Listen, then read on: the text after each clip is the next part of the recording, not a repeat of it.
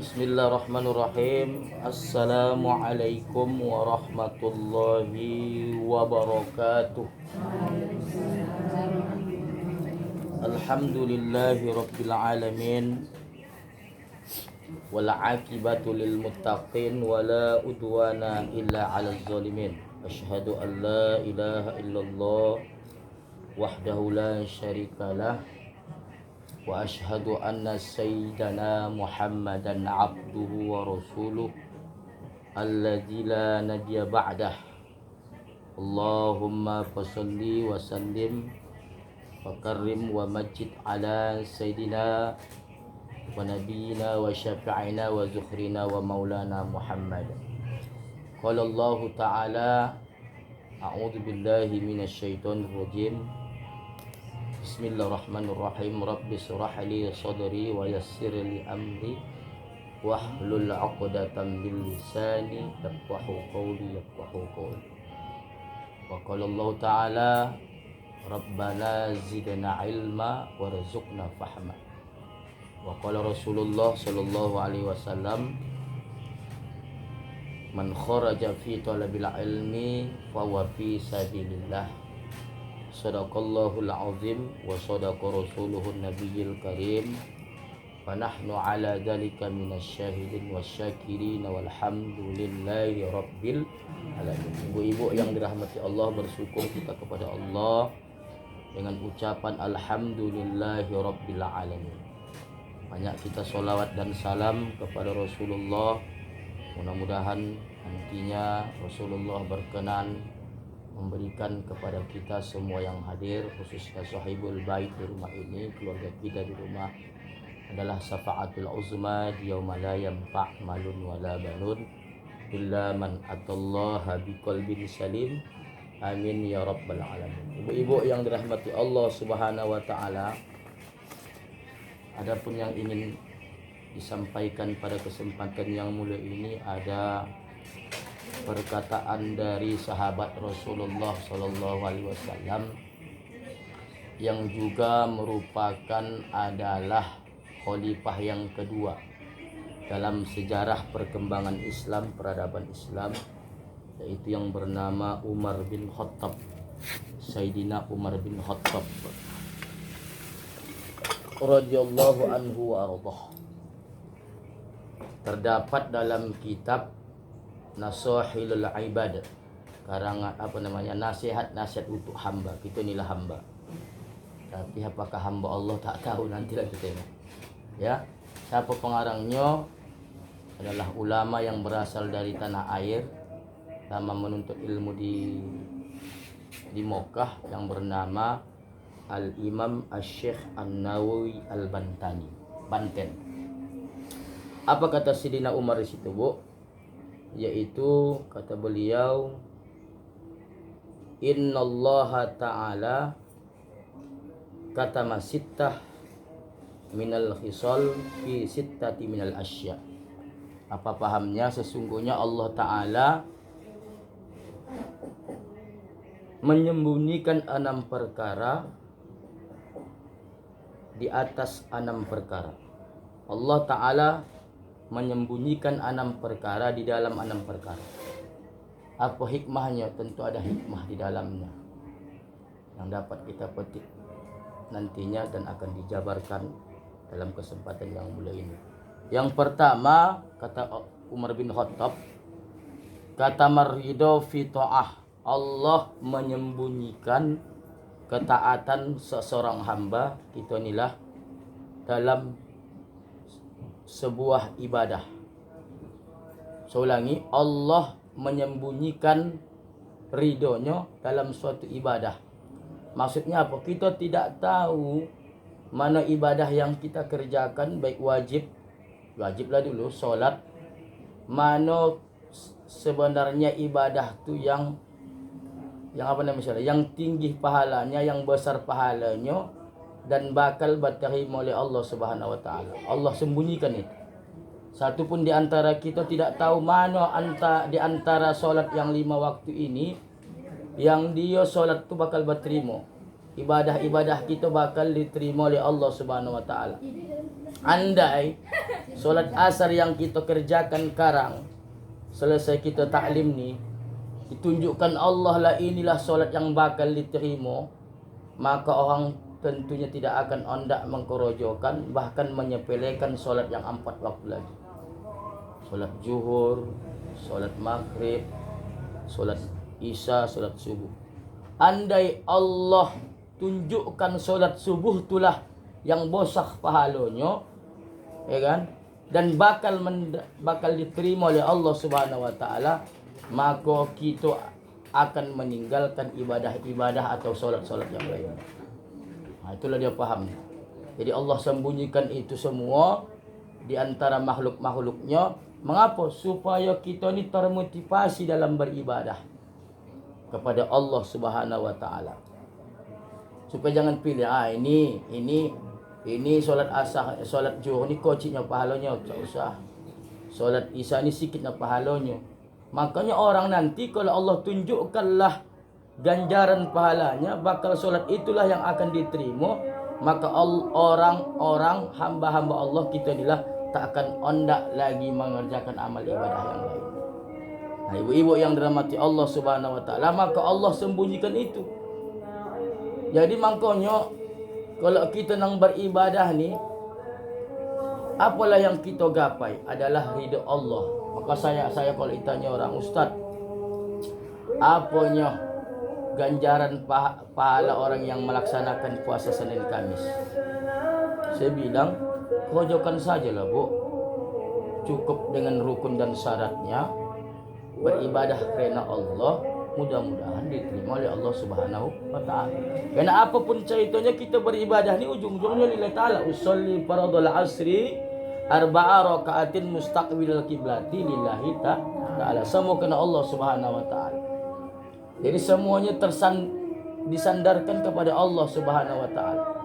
Maka tidak ada cerita kita nang beribadah ni menggapai ridha Allah.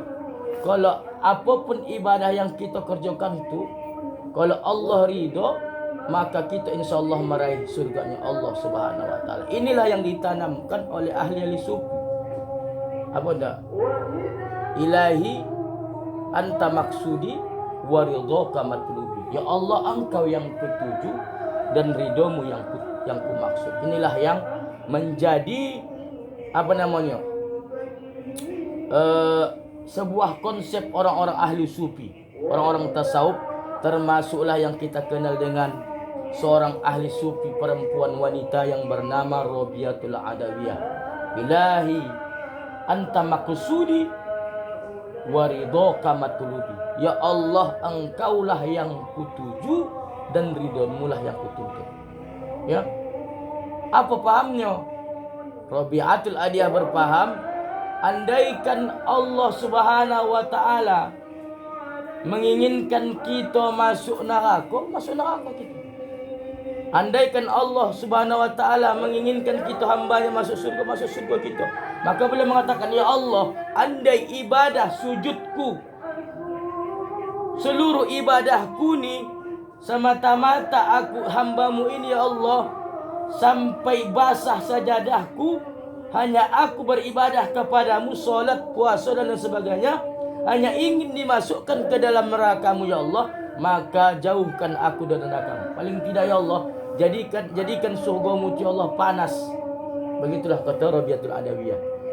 Andai ya Allah, aku yang beribadah ni sujud sehingga basah sajadahku, hanya ingin aku hamba-Mu ini dijauhkan dari neraka-Mu. Ya Allah, masukkan aku ke dalam neraka-Mu. Itulah kata Rabiatul Adawiyah.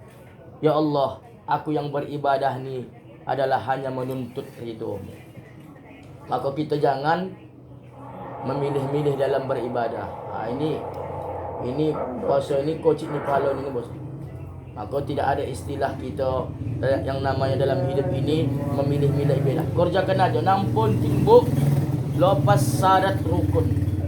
Walaupun memang ada kitab-kitab mengatakan, ada hadis-hadis mengatakan, ya ganjaran sebuah pahala apabila kita mengerjakan sebuah ibadah. Itu hanya sekadar motivasi aja. Misalnya man soma Ramadana imana wahtisaban, kata Rasulullah kan. Siapa yang melaksanakan puasa Ramadan dengan penuh keimanan, maka Allah hapuskan dosa yang telah lalu. Udah 100% bahampun dosa kita belum tentu. Bahkan kata ulama, makna dosa di situ bukan dosa besar, tapi melainkan dosa-dosa kecil yang layak untuk diampunkan oleh Allah Subhanahu wa taala. Begitu juga kita nanti puasa Arafah. Man shoma Arafah, kata Rasulullah kan, yukaffirus sanataini, ya kan? Madiyatan wa mustaqbilatan. Siapa yang mengerjakan satu hari puasa Arafah, itu nanti 9 Zulhijjah kan Bu, maka Allah akan ampunkan dosanya, akan tipek dosa-dosa kita, dosa setahun yang lalu, setahun yang akan datang. Tapi kembali topuk dado tanya amal, tanya niat. Kenapa ngapa? Adanya Ustaz amalan ni tidak berterima, ada. Ya. Kalau tak ikhlas, wa ma umiru illa liya'budullaha mukhlishina lahuddin. Tidaklah kuperintahkan engkau wahai Muhammad menyembah kepadaku, beribadah kepadaku, kecuali itu adalah dengan ikhlas, memurnikan agama. Harus ikhlas. Adanya nanti ustaz orang yang beribadah dimasuk neraka, ada. Kenapa? Karena dia yang beribadah tu bukan kerana Allah, tapi ada timbul sifat dia yang beribadah tu adalah otomatis apa Bu? Sifat ujub, takabur, ingin dipuji dia. Ada nanti orang yang bersedekah, yang rajin berinfak tu, begitu nanti di hari kiamat tak masuk surga. Ada. Kenapa? Karena dia yang bersedekah, yang berinfak tu bukan semata-mata kerana Allah, melainkan ingin dia mendapatkan sanjungan, ya, ingin dinilai orang, dinilai hamba, tapi bukan dinilai oleh Allah Subhanahu wa taala. Ada nanti orang yang solat tu masuk neraka, ada. Kenapa? Dia yang beribadah tu bukan kerana dia semata-mata lillahi ta'ala, melainkan dia yang beribadah tu mohon maaf mungkin kerana ada sesuatu yang ingin dipuji, dinilai oleh manusia hamba Allah. Tentunya orang yang beribadah demikian tidak akan mendapatkan pahala, ganjaran dan penilaian di hadapan Allah Subhanahu wa taala. Ya. Nah, ibu-ibu yang Allah, itulah yang pertama kata Sayyidina Umar, 6 perkara disembunyikan Allah di balik 6 perkara. Yang pertama, Allah menyembunyikan mana amalan yang terbaik, mana ibadah yang terbaik, ketaatan seorang hamba yang kita kerjakan, kita inilah ya yang betul-betul mendapatkan ridha Allah Subhanahu wa taala. Bisanya Bu, sesuatu yang kita tidak anggap ibadah itu dapat pahala. Bisa Ustaz. Apa contohnya? Contohnya ketika kita berkendaraan kereta Honda, ya kan, sepeda motor, ada paku di jalan atau batu di jalan, ya kan? Macam mana? Ditanya ibu, apakah ibu terus saja udah lepasnya? Ya kan? Apakah kita berhenti sebentar? Kita ambil paku tu, kita ambil batu yang bosah. Macam mana? Terus saja kita. Kalau kita ambil dari jalan batu yang bosah tadi, banyak nyawa yang kita selamatkan, banyak ban-ban kereta yang kita selamatkan dari kebocoran. Kalau kita cuekkan itu topatlah nanti dan tak kita ni lewat, nah, macam ibu-ibu ni tak nampaknya bocor, tak bawa dompet pula, dia kuning pula kepala orang menempel di ban. Jadi mendapat pahala tu Ustaz, mendapat pahala. Kan? Kena baik menurut Allah. Kenapa? Memang betul itu perkara dunia, tapi menurut Allah itu baik, maka itu mendapatkan balasan pahala di sisi Allah Subhanahu wa taala. Karena kemarin saya sampaikan di roti, kan, yang namanya kita beribadah ni bukan hanya berbentuk ukhrawi. Ibadah yang bersifat duniawi pun kalau itu diniatkan akan mendapatkan pahala. Apa contohnya? Kita yang mencari nafkah dunianya ini. Saya bekerja untuk menghidupi istri dan anak. Ibu membantu suami mencari tambahan penghasilan. Diniatkan itu untuk apa? untuk mencukupi kebutuhan keluarga, untuk membiayai pendidikan anak dan sebagainya, itu tentunya akan mendapatkan pahala. Tapi ibadah yang bersifat ukhrawi pun bisa juga tak mendapatkan pahala kalau diniatkan bukan karena Allah, karena ingin dipuji. Maka wajarlah kota ulama Arab Saudi, jamaah haji umroh kita terkenal dengan ratu-ratu selfie. Tadi mungkin dia nambah ibadah ke Arab Saudi itu, umroh itu hanya ingin menunjukkan kepada saudaranya, kepada kawannya, aku di Mekah sedang berada di Baitullah.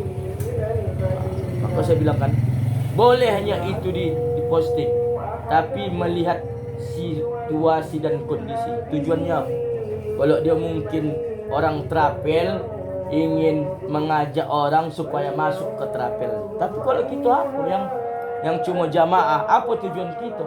Apa tujuan kita? Tergantung niat juga loh, Ustaz. Betul memang. Apa niat kita? Kami sedang berada di Baitullah. Apalah maksudnya? Kita pun mohon maaf yang beribadah di masjid, ikut pengajian, ikut tabligh akbar, ikut majelis zikir, sikit-sikit buat status. Kami sedang berada di masjid Masjid Agung Kisaran. Begini. Mana yang orang juga. Kalau yang dibilang, kau ni siapa tu nak menunjukkan baju kau yang baru tu itu. Bisa juga kau. Maka bisa juga yang saya sampaikan kemarin, ziyadatut ta'ah, bertambah ketaatan, sekaligus bisa juga bertambah kesombongan dan kelantaman kita di hadapan Allah Subhanahu wa taala. Apabila sesuatu yang kita share itu bisa menimbulkan fitnah di kalangan manusia, di kalangan hamba, di kalangan orang kawan kita. Ini hati-hati. Apalagi ibu-ibu ni, mohon maaf. Nah, ibu-ibu yang dirahmati Allah, itu yang pertama. Yang kedua, apalagi Ustaz, yang Allah sembunyikan perkara tersebut di balik perkara lainnya, yaitu wa katamal khadaba fi maksiatin. Allah menyembunyikan marahnya, murkanya di dalam suatu maksiat. Apa pahamnya? Marahnya Allah yang orang yang tak taat itu marah. Kita nak meninggalkan solat ni, marah Allah, marah. Tapi Allah sembunyikan marahnya. Marahnya Ustaz orang yang berlaku maksiat itu marah. Ya Ustaz, ku tengok Ustaz awak nambah ibadah sembahyang ni begini-gini saja. Dia Ustaz Muhammad Ustaz penjual sabu dia Ustaz. Kalau dia Ustaz, sodap dia Ustaz, sodap dia pakai itu Ustaz. Awak hanyalah bayar. Yang sembahyang ni terjatuh akan pakai itu. Ialah baru belajar. Tidak Ustaz, naik mobil dia Ustaz, jalan tol dia Ustaz. Awak begini-gini saja Ustaz Hajoki. Kalau dia tonang-tonang hidupnya. Apa Allah tak marah? Marah Allah. Siapa bilang Allah tak marah? Tak marah Allah sama orang-orang yang berlaku maksiat, sama orang yang mengedahkan sabut, sama orang yang malodes itu marah Allah. Tapi Allah tidak tunjukkan marahnya, Bu. Kapan? Nanti balasannya kata Allah. Sekali gimbal ke besok. Itu. Ya, jangan kita sangka Allah tak marah. Marah Allah sama orang yang tak taat tu, sama orang yang meninggalkan ibadah tu, Allah marah. Tapi itu tadi kata Umar bin Khattab, salah satu perkara yang disembunyikan Allah, Allah simpan marahnya, Allah sembunyikan amarahnya, Allah sembunyikan murkanya kepada hamba-hambanya yang tidak taat atau berbuat engkar kepada Allah Subhanahu wa taala. Kalau Allah mau semacam kita ni main balas, ibulah. Kalau anak nakal, ada langsung libas, ada yang masuk cubit, ada langsung model marahi songgak. Kalau begitulah dibuat Allah kita putus. Kan? Sekali berbuat maksiat, langsung datang malaikat menggimbal, putus, tak ada manusia yang hidup lagi. Jadi itulah hikmahnya. Itu tadi ada hikmah di dalamnya. Kenapa? Biar orang yang berlaku maksiat tersebut terus menerus dia berbuat maksiat. Dan ingat nanti ada balasan, ada ganjaran nanti di akhirat. Faman ya'mal misqala dzarratin khairan yarah wa man ya'mal misqala dzarratin syarran yarah. Setiap perbuatan yang baik walaupun sebiji zarah tidak luput dari balasan Allah. Begitu juga sebaliknya, setiap perbuatan yang jelek, yang buruk, walaupun sebiji sawi, itu tidak luput dari balasan Allah Subhanahu wa ta'ala. Maka Allah sembunyikan itu. Bukan Allah tidak marah, cuma Allah redam murka. Allah redam murkanya. Termasuk saya bilang kemarin kan, ya Allah angkat kembali murkanya. Ya dalam hadis qudsi, apa kata Allah dalam hadis qudsi yang kira-kira maknanya? Kadang-kadang kata Allah, ingin kutimpakan murkaku kepada hamba-hambaku yang telah berbuat zolim di atas dunia. Goramnya Allah, kan? Tengok maghrib sekarang, malah lebih banyak di masjid sama di pasar. Banyak di pasar, so di nyawa. Kalau Medan jangan tanya, kan? Murka Allah, goramnya dia. Tapi itulah dalam hadis qudsi itu, kadang-kadang ondak kuturunkan azab kalau menengok PL hambaku yang berbuat maksiat. Ditengok Allah. Di mana ini Bu pantai ini? Ini dekat Tapekong ni. Pantai apa ni? Pantai Amor. Buat maksiat malam minggu. Wih, goramnya aku kata Allah. Pergi ke lapangan pasir. Bukan anak gadis, anak lajang. Sudah balaki, sudah babini. Goram Allah. Bom ni dia cerita-cerita hotel Surantat. Bom ni dia cerita-cerita di jalan-jalan tu yang kambang bebas tu. Bom ni cerita yang di Kode Tua. Goram Allah, Bu. Tapi Allah angkat balik murkanya dalam hadis qudsi itu. Kenapa? Karena di tengah Allah ada 3 golongan. Yang pertama, termasuk ibu-ibu ni, ada orang tua yang mau dia di tengah malam menangis, mengingat akan dosa-dosanya, berzikir, solat tahajud, mendekatkan Allah. Ibu ni tariknya balik, masih ada lagi bayar dah. Hajah Jamilah tu nak bangun tu malam. Apa lagi? Masih ada di tengah Allah binatang-binatang melata yang mencari makan. Hati-hati tu, berhutang kita sama orang melata. Orang melata pula, makhluk melata, cacing. Ditengok Allah, bayar dah kawan ni tak pandai berjalan. Kalau aku timpakan kang ajab korban lah dia ni bayar tak berdosa. Balik ditarik Allah. Ditengok Allah, ada bayi-bayi yang masih menyusui yang tak berdosa. Tak hutang kita sama bayi. Ada sini masih menyusui, tak hutang. Jadi 3 kita tak hutang. Ya, tak hutang kita, Allah mengangkat azabnya dari kita, Bu. Kalau tak ada ni, Bu, digiling Allah kita. Ya, dalam satu pembahasan pula. Dan ni Bu Kang Ustaz, kalau doa ulama lain lagi pembahasan ni. Dalam hadis qudsi ni lah. Ya, tak hutang kita sama orang tua kita yang hendak bangun tengah malam. Bangun tengah malam ni, Bu, arti tanda kutip bukan nak ke kamar mandi, koncing, bukan, mohon maaf. Ada yang kahang, wak-wak ni, bukan wak-wak ibu sini ya. Bangun dia tengah malam jam 4. Ke kamar mandi saja aja mau 4 lagi tidak tahu kan, bukan tahajud. Tapi bangun sajalah ke kamar mandi. Ada. Tak hutang kita tu, Bu, sama orang-orang tua. Ya, kita tu pun seorang tua itu dah. Yang dia bangun tengah malam di saat orang nyenyak tidur. Dia menangis memohon ampun kepada Allah, lalu dia melaksanakan solat malam, solat tahajud.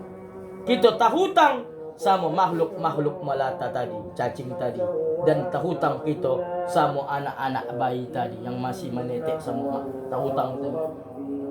Jadi sekali balik Ustaz, mengapalah turun bencana tu? Tak balik ikut ayat ni, Bu. Tak balik ikut bayi-bayi dibunuhi, orang tua menetek tengah malam, anak binatang-binatang dipabunuh. Tak balik ikut hadis ni, maka turunlah azab Allah. Faham lah Ibu kan? Ini 17 tahun ke samping. Ya. Nah, ibu-ibu itu 2. Yang ketiga, apalah kata Sayyidina Umar bin Khattab, Allah menyembunyikan Lailatul Qadar di dalam bulan Ramadan. Kemarin kan kita melewati menjalani puasa. Ya, Allah tak pernah tunjukkan kapannya turunnya malam Qadar itu. Walaupun kata ulama kan Bu, ada yang mengatakan 17 Ramadan turun Lailatul Qadar, ada yang mengatakan Lailatul Qadar itu atau malam Qadar itu turun di malam 10 terakhir bulan Ramadan, tepatnya di malam-malam ganjil. Allah sembunyikan itu. Ya, aku Ustaz tadi malam dapat aku Qadar lah. Apa tandanya? Makin baik aku nampak Ustaz kan? Mulai itu kuat. Kan? Tak bisa. Maka kita raih itu. Disembunyikan Allah agar apa? Agar kita memperkuat ibadah di malam-malam tersebut. Ada yang kita itikaf ada?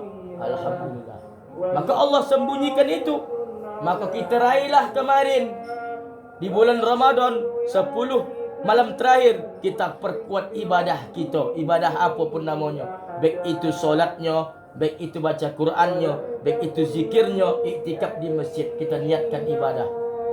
Kena ada niatnya. Sunnat anak apa?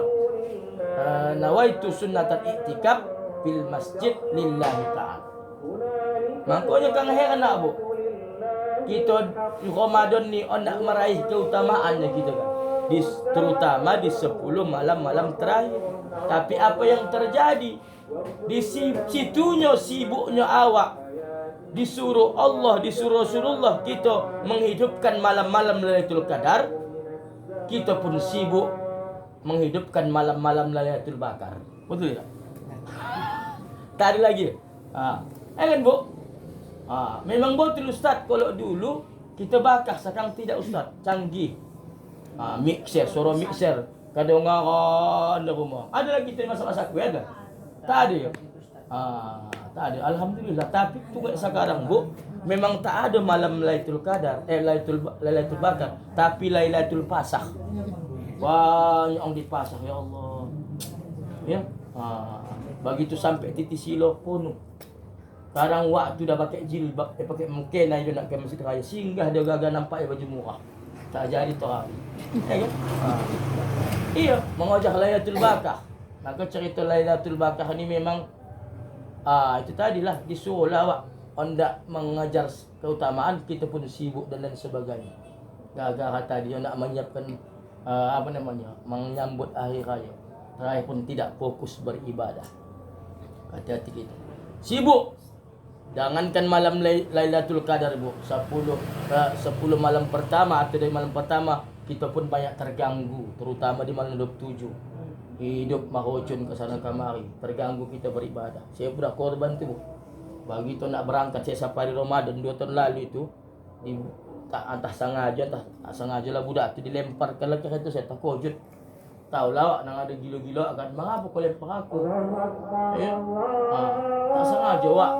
Pak, main juga lah apa ni, tempel lagi ni. Bah punya wak kata. Mengapa? Duit kuat kata. Aku pun tanganku lah. Tongkak pula saya budak. Iya. Ya gua mak kang, mengapa? Maka boleh aku bilang sama murid-murid saya DMP, bolehnya kamu bermain marocun. Boleh Pak, boleh Ustaz, boleh. 2 syarat. Apa syarat? Yang pertama, ini mohon maaf jangan pernah tersinggung. Kalau hendak kamu main marocun, mainkan di dalam rumah kamu. Iya.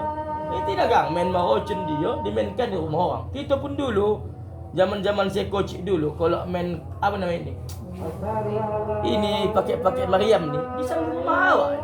Mana berani muka rumah orang. Betul. Yang kedua, walaupun kau nak main kembang api marocun, cubalah mainkan di muka tukang marocun. Marahlah dia wak Ustaz. Selingkan aku ni. Marah apa lagi dia? Silakan dia marah, apa lagi aku? Tak tahu mana aku. Maka saya bilang sama anak-anak saya kemarin, tak usah.